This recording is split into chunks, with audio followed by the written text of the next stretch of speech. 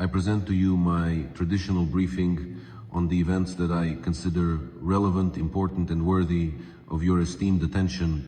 As always, there is plenty to talk about. Perhaps things were not as eventful in terms of political developments, but there are still military and military-political matters.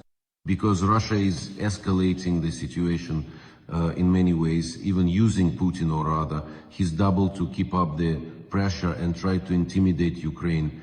So what am I talking about? Look, here's the situation. Were there warnings about missile and drone attacks this week? There were. You know that in my videos, I only say what I know from my reliable sources in Ukraine's defense and security sector and the defense forces, namely that the enemy is planning to carry out strikes. Well, in addition, I mentioned that such strikes could indeed happen in the near future. The Supreme Commander-in-Chief, President of Ukraine, Volodymyr Zelensky, clearly stated that strikes are possible and that it is especially important to respond to air raid alerts. Noticeable redeployments of Russian aviation can be seen as they fly beyond the lines. Again, they flew out with significant risks, although once more we must understand that carrying out an operation of exactly this type, like a web this specific kind, I'm not talking about others, I mean precisely this kind of operation can be quite difficult. It's already necessary to start working on others. This takes time, but there could still be many pleasant surprises, that's for sure. So Russia is relocating its aircraft. They are preparing to strike. For example, this concerns the unfortunate Tu-22s, of which the enemy managed to get 2 airborne. They flew out over the Black Sea and launched missiles somewhere there in the Black Sea at oil drilling platforms or gas extraction platforms, H-22s, Tu-95s, which take off and carry out strikes. Now we'll wait for the results of the combat operations. But as far as I understand, there weren't as many Kh-101 missiles as there could have been. But the main problem remains the drones. Drones that are flying, that change their flight altitudes, that the enemy is trying to improve, that are becoming less vulnerable to some of our air defense systems because of their altitude, since they fly high. Plus, they use various systems to bypass electronic warfare. In fact, even in the relevant committee of the Verkhovna Rada, they have started talking about the possibility of considering turning off mobile communications in those regions, in those areas where drones are flying especially actively and in large numbers. Why is this being done? In order to make it absolutely impossible for drones to use mobile phone towers, which Russia is actively trying to use, and to use these advanced techniques so that drones can effectively navigate the terrain and accurately verify their own position on the map, their own precise geographical position with what they can catch and confirm through one of the available mobile phone operator towers. That's why this is being done. So why do I say that Putin was involved? Because look at what happened.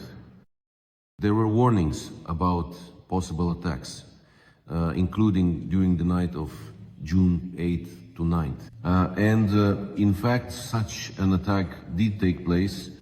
Right now, as I am recording this video, the exact results of the combat work of the Air Force, of the armed forces of Ukraine, as well as other forces and means that are part of the air defense system and countered the enemy's air attack, are still unknown. But I believe that a significant number of such enemy air attack targets were destroyed. And that is why Russia did not achieve its objectives. But we can see that Kharkiv, Kiev, once again, Donetsk region are under attack. And this time a large number of drones and missiles were directed at the western regions of our country.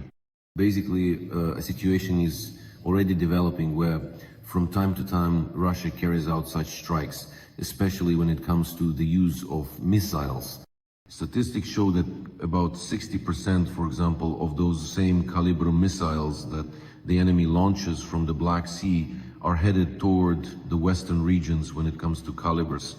But we also see that this time Shahed UAVs were used, which the enemy likewise directed toward the western regions of Ukraine. I will wait for the results of the ongoing combat operations and the number of drones. And then, of course, I will inform you about what is actually happening. Well, and then we will talk about all the news about all the news. What do we have next? And I will also mention Putin, as I promised you. Why was Putin involved? Well, a missile and drone attack. And at this time, Putin's motorcade is rushing to the Kremlin. So he is rushing to plan the use of the Arechnik again against Kazakhstan, China, or Uzbekistan, or other regions, or perhaps Azerbaijan, Georgia. That is, just like last time, it didn't work out for him. What does this mean? It means that Russia is trying its hardest to escalate the situation. Putin is making full use of various elements of information psychological warfare, intimidation, and pressure. After all, does Russia really want to carry out even larger scale strikes in terms of their impact, their harmfulness, and their consequences? Of course, Russia wants this. The enemy's strategic goals have not changed. But with all this, is it possible to do it all at once? After all the damage that was inflicted, at the very least, the destruction of a month's supply of missiles for the Kach 101 systems, as well as the destruction of the missile carriers themselves, namely the strategic bombers 295 and 222 M3, none of this goes unnoticed. All of this has an effect and will have its consequences, because there are certain reserves that cannot be restored. And this specifically applies to Russia's strategic aviation. After all, the enemy currently does not have the capabilities or resources to restore this in a relatively short period of time. Plus, they can't use the Ares system due to technical problems, which are becoming increasingly serious. By the way, as I mentioned before, Russia is very seriously concerned that China will lure away Russian scientists. I think this is already happening gradually, and, well, problems will start to arise in this area. Remember the Kinzhal missiles, the Kh-47M2, which the enemy presented as having no analogs, or the Zircon missiles, which Russia launched and claimed that no air defense system in the world would be able to shoot down. But the Patriot did shoot them down, and once again, Russia ended up in an embarrassing situation. The developers and designers of the Kinzhal missiles ended up behind bars, and most likely the developers of the Zircon missiles are there as well. It's also possible that the developers and other engineers who worked on the Arechnik will become cellmates with the Zircon and Kinzhal engineers, let's call them that, frankly speaking. And now, moving on to what's happening next on our side. Very soon, the President of Ukraine, Volodymyr Zelensky, gave an interview to the American TV channel ABC News, in which he noted that Ukraine has come close to the point where it can force Russia to stop the war. And the President stated that the war can be halted, can be stopped, provided there is increased pressure from the US and Europe. Obviously, that's a fact. There's no arguing with that. The only thing is that this pressure needs to come especially from the United States of America. Excuse me, please. Ultimately, we understand that this is an appeal to US President Donald Trump, saying that active measures are needed to stop Putin. That's right, Zelensky is using American media to once again deliver the appropriate message. Zelensky also voiced sharp assessments of Putin's actions, claiming that the real goal of the Kremlin is war and chaos, and that lifting sanctions or their absence paves the way for Russia's victory. This is a very important message, and he called on US President Trump to impose tough, hellish sanctions against Russia. In addition, Zelensky criticized previous meetings with Trump in the United States, emphasizing he confirmed the importance of previous meetings, particularly in the Vatican, highlighting their significance. Well, he also noted that the strategic goal of the Russian leadership is the restoration of the imperial model, and these cannot be allowed. These are absolutely correct messages. The main thing is that US President Donald Trump hears them. There is another important message that the head of the Ukrainian state mentioned in his interview with ABC News. For example, the fact that 20,000 missiles intended to counter Shaheds for Ukraine were sent from the US to the Middle East. They did not arrive in Ukraine and are not helping us fight against Russian terror. We are forced to look for our own ways and solutions, and we find them in the form of anti-aircraft interceptor drones, and not only those, but also other means that allow us to defend ourselves, protect, and repel enemy attacks. But the very fact remains, and I want to remind you once again that we still have not heard any decisions from President Trump and his administration regarding further military support for Ukraine, regarding what, when, and which supplies will be delivered. We have quite a difficult situation at the front. We need to talk about this. Similarly, the enemy is trying to put pressure in the Sumy direction, carrying out offensive actions, the ultimate goal of which is the strategic capture of Donetsk region. All of this is happening and taking place. This needs to be countered. And the president of Ukraine, clearly states that we will not be able to win without the United States. Because we also understand that only the United States has the necessary weaponry to counter the enemy. Well, I mean, not only the United States, but the US has these in large quantities, both in stockpiles and in what the military-industrial complex can produce. And I hope that the economic and financial interests of the manufacturers will prevail over the political ones. Because, well, a lot has been invested in production lines. Someone bought land, someone leased it, someone hired workers. And all of this doesn't just happen for nothing.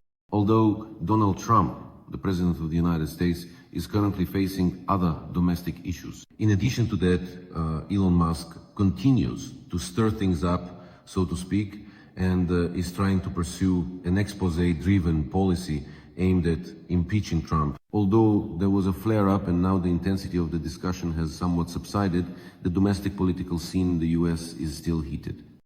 But something else has been added. These are large-scale protests in California, where many Americans are coming out and protesting against Trump's migration policy, or more precisely, the anti-migration policy of the President of the United States.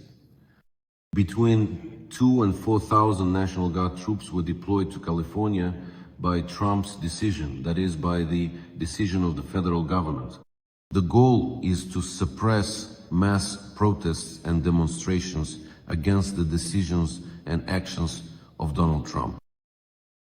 From time to time, protests arise in the United States, and I'll tell you, well, it's only the first year of his presidency, but there have already been at least 3 major demonstrations held in different states, all directly related to anti-Trump policies. In other words, people are clearly protesting directly against the policies of the President of the United States. Well, it's not as if this is unpredictable. Anyone who remembers my analytical reviews and videos that I made analyzing the first decisions of the President of the United States, Trump, will recall that when it came to policies aimed at restricting migrants, I said that this could and likely would provoke extremely large waves of outrage and mass protests in various states. And this is predictable. The situation is explosive in some states. It could even escalate into a civil war in the US, without a doubt. So, in fact, actually, there are internal issues and problems. I have no doubt, by the way, that certain controversial issues will be further fueled and discussed. Russia will use this for its own interests through its own media, such as Russia Today, Sputnik's international division, and many other outlets. What's important is how resilient the US will be and whether it can protect itself from this. China will also try to take advantage of this. In other words, all those who are opposed to the United States of America and its global leadership will do everything they can to fully exploit this situation for their own interests and to weaken official Washington. I hope that there will be a response, if not from Trump, then from the deep state, from those, let's say, reasonable analysts, politicians, and media representatives in the states who are monitoring the situation and understand the mission of this country. And, well, let's say, an appropriate response as well. But, well, these are signals, these are signs that such actions, such rallies, such protests may continue to take place in other regions of the country as well. This is something that needs to be understood, frankly speaking. That's why internal problems are growing, and this isn't very good for us, because, well, on the one hand, yes, it could be good, since it might prompt Trump to distract attention from domestic events by switching to external ones. That's a fact. That's one of the typical patterns.